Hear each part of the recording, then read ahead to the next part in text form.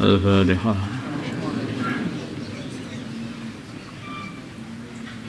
Bismillahirrahmanirrahim.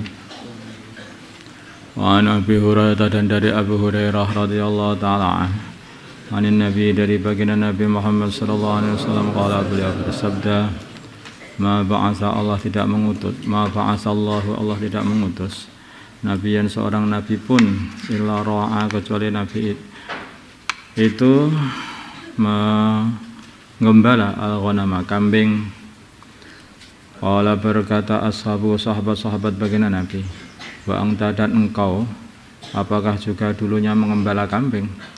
Faqala, maka baginda Nabi bersabda, na'am, ya, kuntu, adanya aku, ar'aha, mengembala kambing, ala qararita, atas opah beberapa kirot, li ahli Makkah, bagi penduduk Mekah, rawahul Bukhari. Ini baginda Nabi. Kenapa kok, apa hikmahnya seperti ini? Di antara hikmahnya yang dapat kita pahami, ya, para nabi itu disiapkan untuk membiasakan, yaitu tanggung jawab kepada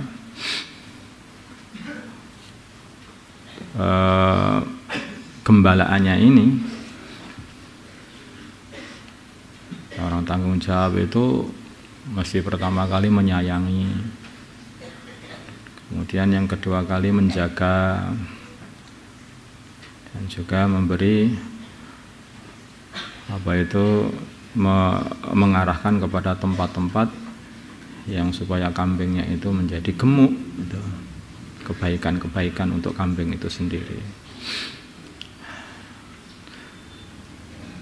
Karena seorang pengembala kalau tidak sayang dengan kambingnya, maka dia akan membiarkan kambingnya itu cemplung di lubang, cemplung, jatuh dari gunung dan sebagainya. Dibiarkan juga, tidak diarahkan ke tempat yang di situ banyak rerumputan, sehingga kambingnya kelaparan, tidak dikasih minum, sehingga kehausan. Makanya seluruh para anbiya itu cintanya kepada umatnya itu enggak karuan, lebih mencintai, lebih lagi melebihi cintanya seorang ibu kepada anaknya. Kalau ibu dan kepada anaknya itu paling cintanya hanyalah memberi makan, membesarkan, gitu saja. Tapi para nabi ini cintanya kepada umatnya, ya doakan untuk rizkinya, doakan untuk keselamatan dunianya, didoakan supaya tidak dimarahi oleh Allah, sampai pokoknya kalau belum masuk surga itu belum selesai mereka itu. Makanya dilatih untuk semuanya adalah mengembala kambing. Hikmahnya yang berikutnya adalah supaya datang rasa, yaitu tawadhu. Sebagai pengembala, biasanya orang itu kalau mengembala kambing, binatang kambing itu mendatangkan rasa tawadhu. Kalau orang itu mengembala binatang mengembala gajah, seperti itu, atau mengembala sapi atau unta, itu biasanya mendatangkan rasa yang, yaitu sombong. Makanya para anbiya mengembala kambing, bukan mengembala unta, tidak, kambing yang dikembalakan itu. Wallahu a'lam. Wa anhu, dan dari Abu Hurairah anin Nabi, dari baginda Nabi Muhammad sallallahu alaihi wasallam, qala, beliau bersabda, nanti kehidupanmu ketika masa mudamu atau masa kecilmu itu artinya ya banyak sekali berpengaruh pada kehidupanmu ketika masa udah gede seperti ini. Itu anak itu yang nakal gitu ya, kadang-kadang itu pendidikannya dari kecilnya itu kurang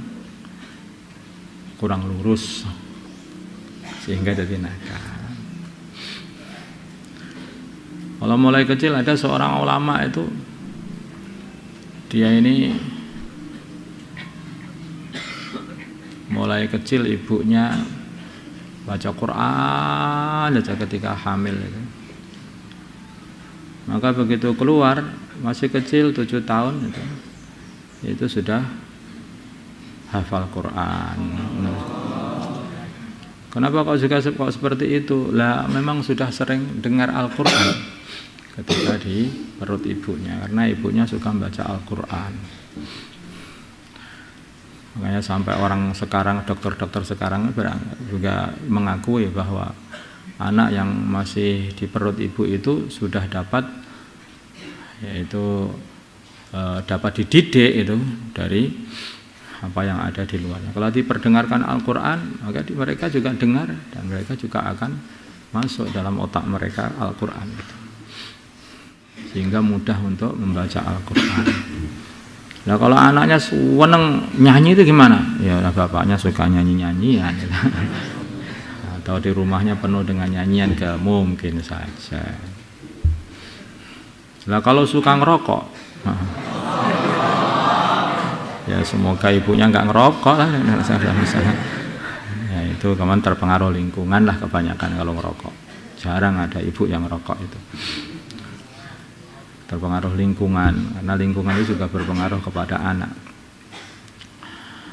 Lalu itu wa anhu, dan dari Abu Hurairah anin Nabi, dari baginda Nabi Muhammad sallallahu alaihi wasallam, qala beliau bersabda, lalu itu kalau aku diundang ila qura'in, untuk makan qura' atau dhira'in atau dhira', la ajabtu, sungguh aku akan mendatangi, mengijabahi.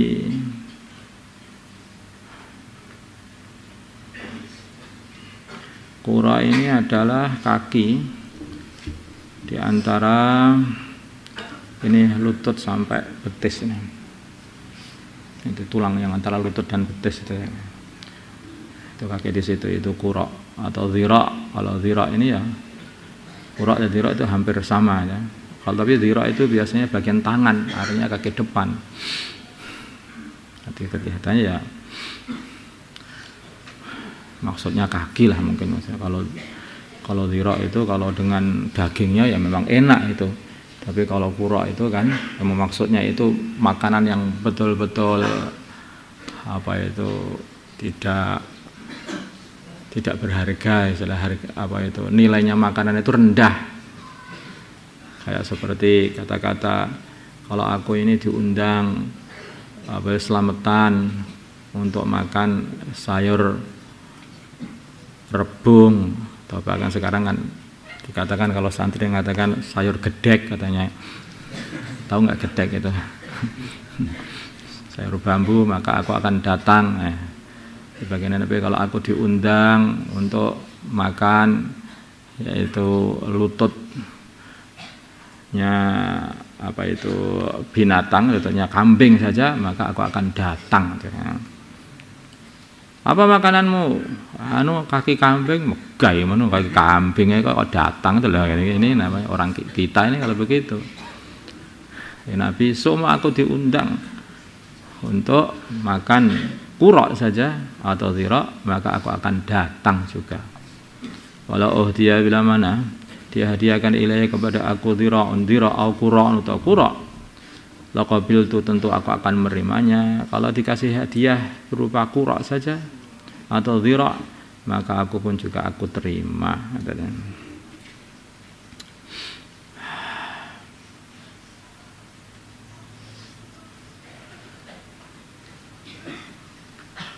Oh, ini kalau ulama ini aneh. Ya. Jadi diundang dengan makanan yang baik seperti dhira', yaitu sampel depan, maka aku akan datang. Diundang dengan makanan yang rendah nilainya seperti qura', maka aku juga datang. Aku dikasih hadiah dengan hadiah yang rendah nilainya makanan, yaitu berupa qura', maka aku terima. Dikasih hadiah yang nilainya tinggi seperti dhira', maka pun aku juga terima. Jadi artinya hadis seperti itu kata sebagian ulama. Maksudnya makanya digandengkan antara dhira' dan qura' itu. Qura' itu makanan yang nilai rendah, dhira' itu makanan yang nilainya tinggi. Wa an Anas dari Sayyidina Anas radhiyallahu taala anhu. Qala, berkata Anas, kanat adalah naqatu Rasulillah, untanya Rasulullah sallallahu alaihi wasallam al-adba, yaitu al-adba, la tusbaku, tidak dapat dikalahkan di dalam larinya. aula takatu atau hampir-hampir tidak tusbaku dikalahkan larinya, dilancangi. Wajah maka datang A'rabiyun, seorang kampung, ala qu'idin atas kendaraan lahu, kepunyaan A'rabi. Fasabaqaha, maka kendaraannya A'rabi itu menyalip, melebihi mengalahkan lajunya kendaraan baginda Nabi. Wasyaqqa, maka jadi berat dari kejadian itu alal muslimin, atas orang-orang Islam. Ata'arafahu, sehingga baginda Nabi mengetahui rasa berat hatinya orang-orang Islam ketika kendaraannya baginda Nabi kalah sama kendaraannya orang kampung.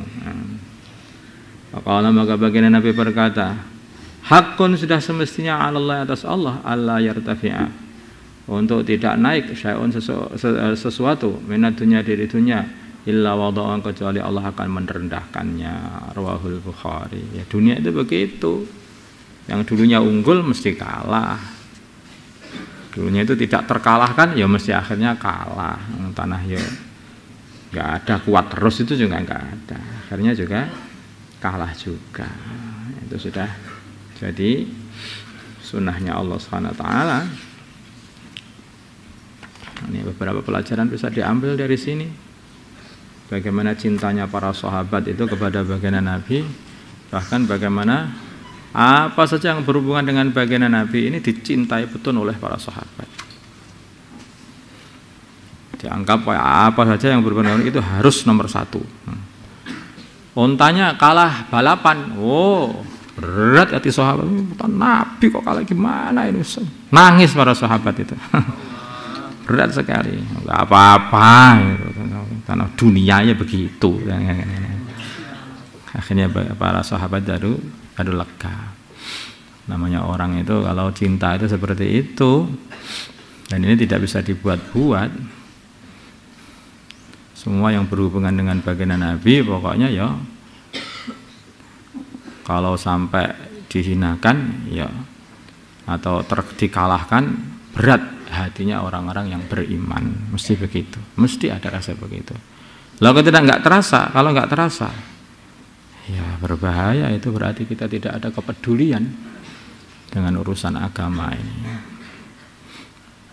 Makanya ini kita lihat diri kita sendiri. Nah, kita melihat itu orang-orang kafir suka itu mengolok-olok baginda Nabi, ternyata umat Islam seluruh dunia bergerak marah semuanya. Oh, ternyata umat Islam itu masih ada iman. Nah, jadi jangan sembarangan orang itu mengatakan hari ini nggak ada orang beriman, munafik semua ini. Oh enggak, banyak ternyata. Itu Allah pengen tunjukkan kepada kita, ternyata umat Islam itu ya masih imannya itu masih kokoh semuanya. Tentunya ketika ada orang kafir membuat karikatur baginda Nabi, maka orang Islam seluruh dunia nggak terima. Oh, kalau saya pahami ya begitu itu. Alhamdulillah, ternyata orang iman ini masih kokoh imannya itu. Tidak seperti yang dikatakan orang, tidak. Jadi jangan dikira nggak ada ini orang yang baik ini sekarang ini. Kelihatannya nggak baik kamu kan, orang lain baik. Orang itu kalau nggak bisa melihat orang lain baik itu kelihatannya pancen orang buruk itu.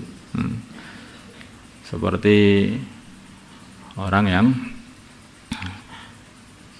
maling, ketika dia itu lari menyelamatkan diri, masuk masjid, pura-pura sholat. Nah, ternyata di situ sudah ada orang yang sholat lebih duluan. Oh, ternyata orang ini lebih pintar daripada aku. Ini saya itu mau menyelamatkan diri masih mikir-mikir. Ini maling yang lebih hebat daripada aku berarti ini. Sedangkan orang yang sholat di situ itu juga mengatakan, loh, ini gak ada orang sholat juga. Ternyata bukan aku sendiri yang sholat. Ini mungkin ini wali, dari termasuk wali-walinya Allah. Jadi orang yang baik melihat maling dianggap orang baik. tapi maling melihat orang baik dianggap sama-sama malingnya. Makanya hati-hati kalau kita itu melihat saudara kita. Kalau kita anggap saudara Islam kita itu baik, ya berarti kita orang baik. Tapi kalau kita melihat saudara Islam kita itu maling, ya kita ini memang maling tuh. Allahumma shalli ala sayyidina Muhammad wa ala sayyidina Ibrahim. Barik ala sayyidina Muhammad. Allahumma arhamna sallallahu alaihi wasallam. Alif baina qulubi. Allahumma ansur ala sayyidina. Alhamdulillah.